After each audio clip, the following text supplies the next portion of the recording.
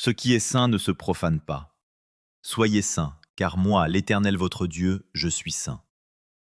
Cette semaine, les deux parachas, Aharémoth et Kedoshim, portent une même parole. Ce qui est saint ne se profane pas.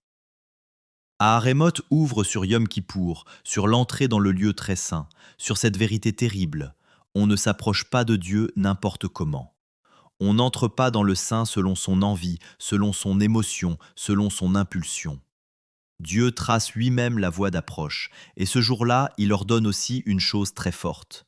L'humiliation de l'âme, la privation, le repos absolu, comme si Dieu disait à l'homme, « Tu ne t'approches pas de moi en laissant ton corps régner sans maîtrise sur toi. » Yom Kippour n'est pas seulement un jour de pardon, c'est aussi une école de maîtrise, de dépouillement, d'abstinence pour le corps, de soumission de l'être tout entier devant le Dieu saint. Puis Kedoshim reprend cette même vérité et la fait descendre dans toute la vie. Soyez saints, car moi, l'Éternel votre Dieu, je suis saint. Et tout de suite, cette sainteté devient concrète. Le Shabbat, les relations, la justice, les paroles, les actes. Et enfin cette parole immense, tu aimeras ton prochain comme toi-même.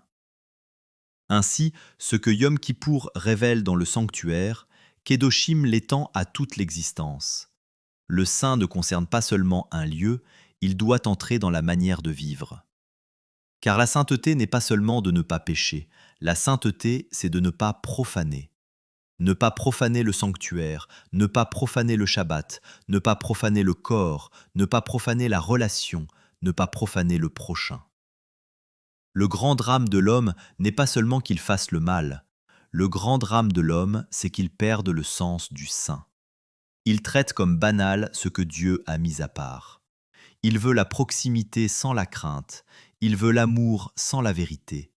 Il veut l'approche sans la limite. Or, Aharémoth et Kedoshim réapprennent exactement l'inverse. Ce qui touche à Dieu ne se touche pas légèrement. C'est pour cela que le texte parle d'abord à la maison d'Israël. Il ne parle pas ici à un monde indifférencié comme si tout se valait. Il parle à un peuple appelé, à un peuple qui doit recevoir sa forme de Dieu et non aux pratiques du monde. Vous ne ferez pas comme en Égypte, vous ne ferez pas comme en Canaan. Le peuple de Dieu ne prend pas ses modèles dans le monde. Il ne reçoit pas du dehors sa définition du corps, du désir, de l'union, ni du sacré. Et voilà pourquoi, juste après l'approche du lieu très saint, vient cette longue insistance sur la sainteté sexuelle. Ce n'est pas un détour, c'est le cœur du message. Comme si Dieu disait « Tu ne peux pas me chercher dans le sanctuaire, puis laisser ta chair devenir profane. Tu ne peux pas parler de Yom Kippour, d'expiation, de purification, puis vivre ton corps, tes unions, ta maison et tes limites selon l'ordre des pratiques du monde. » La sainteté ne s'arrête pas au temple, elle descend dans la chair, elle descend dans la manière d'aimer, elle descend dans la manière de désirer, elle descend dans la manière d'habiter son propre corps. Et peut-être faut-il aller plus loin encore. Le lieu saint n'est pas seulement un lieu religieux, il devient une pédagogie. Il apprend à l'homme qu'il existe des seuils qu'on ne franchit pas n'importe comment. On n'entre pas dans le saint comme on entre dans un espace ordinaire. On n'approche pas la présence comme on approche une chose commune. Il faut une vérité, une limite, une justesse, une manière droite de s'approcher. Et peut-être que cette logique éclaire aussi ce que la paracha dit ensuite du corps et des unions. Car si le sanctuaire révèle qu'il existe un lieu dans lequel on n'entre pas à la légère, alors le corps révèle à son tour qu'il existe aussi dans l'homme des profondeurs qui ne peuvent pas être livrées à la banalité.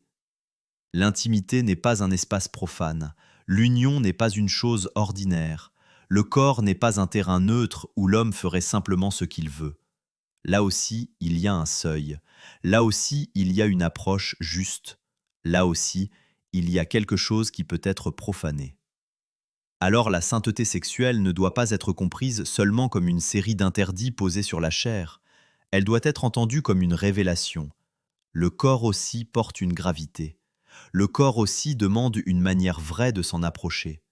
Le corps aussi peut être soit honoré, soit profané. Et cette vérité traverse aussi le Nouveau Testament.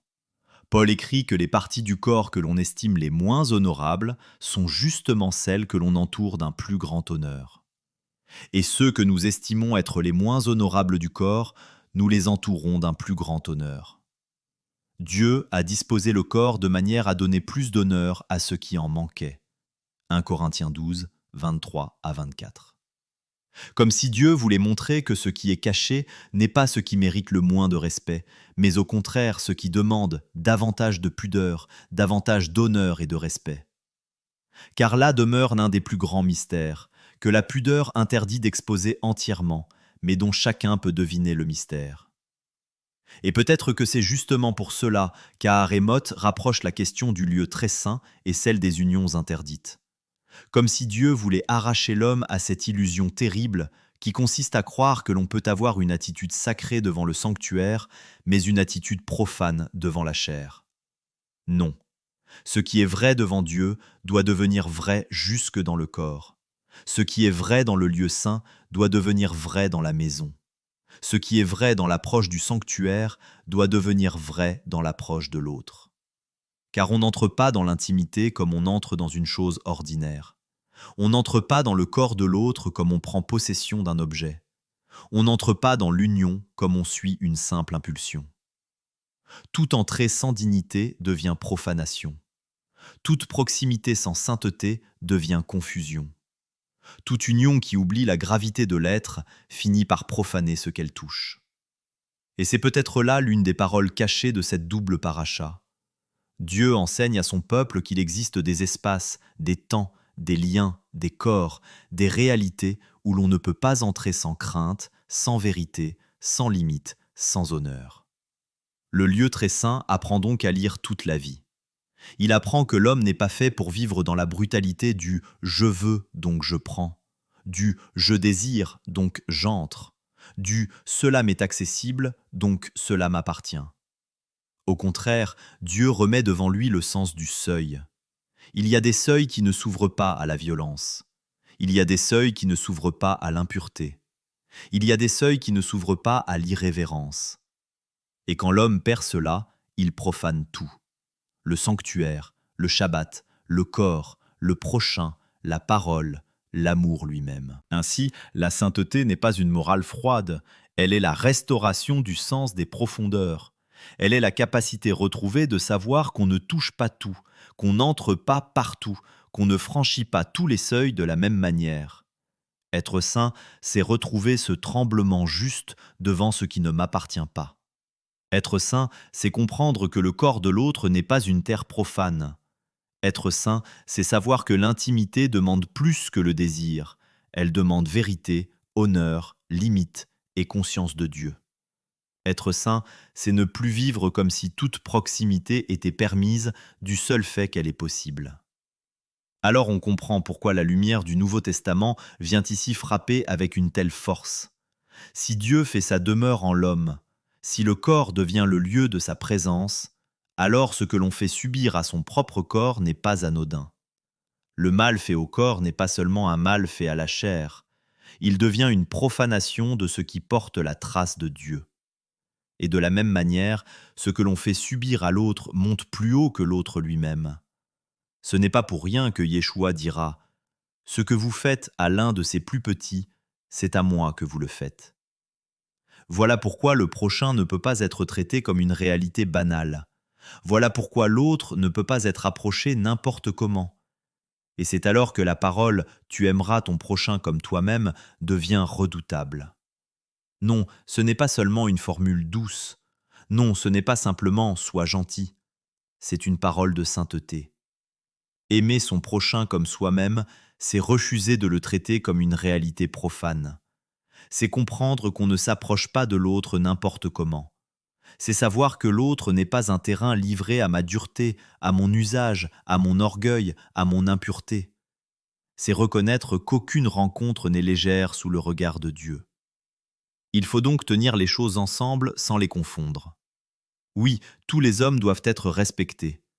Mais non, toutes les voix ne se valent pas. Oui, toute vie humaine doit être traitée avec gravité. Mais non, le texte ne parle pas ici d'un humanisme flou. Il parle d'abord à un peuple appelé à la sainteté, au Shabbat, au sanctuaire, à la maîtrise du corps, à la vérité des liens. Kedoshim ne demande pas une bonté vague. Kedoshim demande une sainteté concrète. Et peut-être que tout se résume ainsi. En faisant une lecture avec une vision sans pudeur afin de comprendre le secret de la vie sur terre qui nous fait ressentir l'Éden futur, Aharémoth dit « N'entre pas dans le saint comme dans une chose ordinaire ». Kedoshim dit « Ne vis plus comme si cela n'était pas saint ». Yom Kippour dit « Maîtrise ton corps, humilie ton âme, apprends que tu n'es pas ton propre maître ». Le Shabbat dit « Arrête-toi, parce que le temps aussi appartient à Dieu ». La sainteté sexuelle dit « Ne laisse pas la chair devenir le lieu de la profanation ». Et « Tu aimeras ton prochain comme toi-même » dit « N'approche pas l'autre comme un espace profane ». Alors être saint, ce n'est pas paraître religieux. Être saint, ce n'est pas jouer au pur. Être saint, ce n'est pas se séparer pour se contempler soi-même.